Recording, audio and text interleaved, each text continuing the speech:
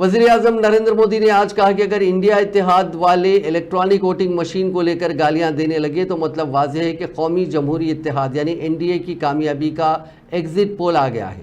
हफ्ते को पाटलिपुत्र लोकसभा हल्के से बीजेपी के उम्मीदवार रामकृपाल यादव के हक में मजमे से खिताब करते हुए मोदी ने कहा कि जैसे ही इंडिया इत्तेहाद के कायदीन ने ईवीएम को लेकर गालियां देना शुरू की तो मतलब साफ हो गया कि एनडीए का एग्जिट पोल आ गया है। उन्होंने कहा कि 4 जून को मुल्क में एक नया रिकॉर्ड कायम होगा और इसका क्रेडिट बीजेपी कारकुनों को जाता है।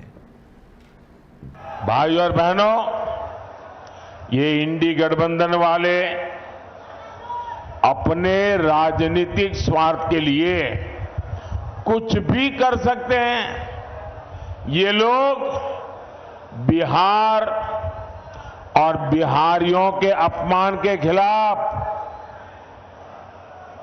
आवाज तक उठाते नहीं है। कांग्रेस के पंजाब के नेता ने बिहार से वहां काम करने गए, वहां मेहनत करके ईमानदारी से जीवन जीने वाले हमारे बिहारी